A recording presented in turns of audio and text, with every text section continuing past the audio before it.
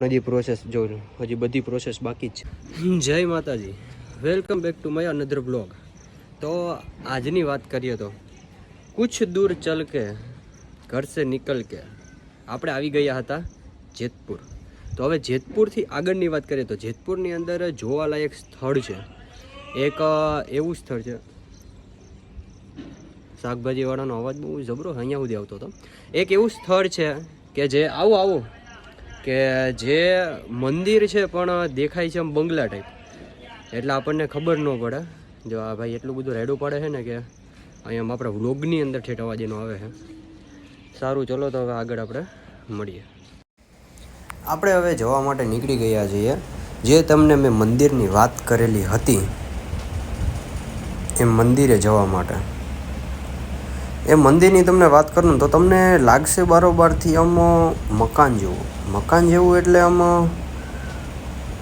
ત્રિકોણ આકારના મકાન જેવું લાગશે, પણ એ અસલમાં હશે નહીં મકાન, કારણ કે એ છે મંદિર. અને એ મંદિરનું નામ છે જલારામ મંદિર જેતપુર. એનું નામ છે.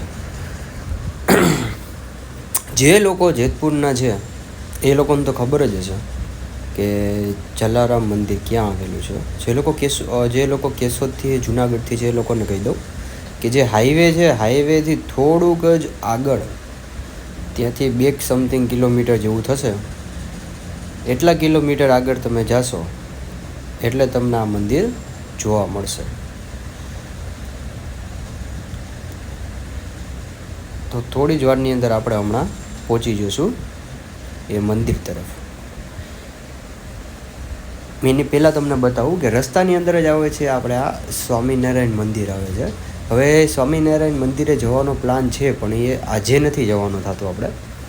આપણે જશું કાલે, કારણ કે એક મંદિરે આવ જાવ કરશું તો જ આપણે ઓછામાં ઓછું 2 થી 3 કલાક જેવું જતું રહેશે.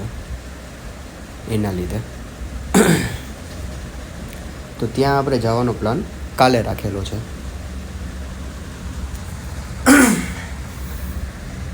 તબિયત ખરાબ હોય ને તો આ તકલીફ રહી, શરદી ને ઉધરસ ને આવું બધું નાનું મોટું રહેવાનું જ છે.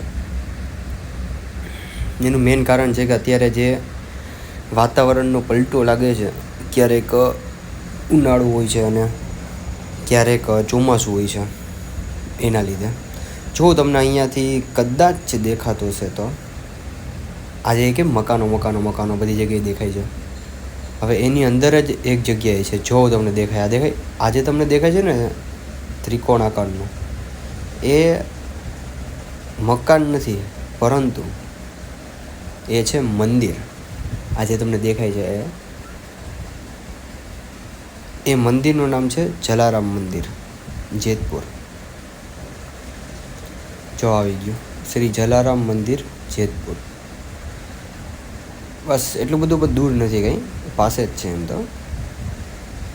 અને આપણે આ 2 જ મિનિટની અંદર હવે ત્યાં પહોંચી જશું. એટલે હું તમને પછી અંદરનો વ્યૂ આખો દેખાડું કે કેવું આવે છે. ફાઇનલી આપણે પહોંચી ગયા છીએ જલારામ મંદિર જેતપુરની અંદર. તો તમને દેખાઈ રહ્યું છે, જોઈ લો. અત્યારે કેમ ડાયરેક્ટ મકાન જેવું લાગે છે કે મકાનની અંદર આપણે જતા હોઈએ છીએ, પણ એ મકાન નથી, પણ એ મંદિર છે, જેની અંદર હું તમને લઈ જાઉં અને દેખાડું. જે લોકો અહીંયા ન આવેલા હોય એ લોકો ખાસ, અને જે લોકો આવેલા હોય એ લોકો પણ દર્શન કરી લેજો. મેં તમને જેવી રીતના વાત કરી હતી એવી રીતના આપણે જેતપુરનું એક બંગલો દેખાય એવી રીતનું આખું જલારામ મંદિર છે. મેં તમને એક મંદિરની વાત કરી હતી, મંદિરનું નામ છે જલારામ મંદિર. સર્ચ કરજો, તમને ગૂગલની અંદર પણ દેખાડવામાં આવશે કે જલારામ શું છે, શ્રી જલારામ મંદિર જેતપુર એવું લખેલું હશે. એટલે તમને ડાયરેક્ટ અહીંનું લોકેશન આપશે. એટલું બધું પણ આઘું નથી. જેતપુરથી સમથિંગ 2 કિલોમીટર જેવું થાય છે, અને હાઈવેથી આપણે 3 થી 4 કિલોમીટર જેવું થાય છે કે અંદર આવવા માટે છે. મસ્તનું જો તમે આગળના વિડીયોમાં જોયું જ હશે, મેં તમને આખા ફોટો વિડીયો બધી વસ્તુ દેખાડી, તો પણ હું આ વિડીયોમાં તમને પાછું દેખાડી દઉં. આ જો આજે મારી પાછળ છે આખું મંદિર. આ છે એના આજુબાજુનો નજારો. તમને મંદિર પણ દેખાતું હોય, પાછું દેખાડ દો. આ મંદિર છે આપણે, અને આજુબાજુનું ગાર્ડન ટાઈપ છે. જોકે આ મંદિર છે એ અત્યારે બને છે, બહુ બધી જગ્યાએ જેનું કામ ચાલુ છે, જે તમે જોઈ શકો છો કે જો આમાં ફુવારા અને બધી વસ્તુનું કામ ચાલુ છે. આની અંદર પણ હજી પ્રોસેસ જો હજી બધી પ્રોસેસ બાકી જ છે. એ બાજુમાં પણ હજી બને છે, અંદરની સાઈડ પણ બને છે કેટલીક વસ્તુ. એ બધી વસ્તુ મેં તમને વિડીયોમાં દેખાડી. અને આ સાઈડની વસ્તુ, આ બધી પણ વસ્તુ બને છે.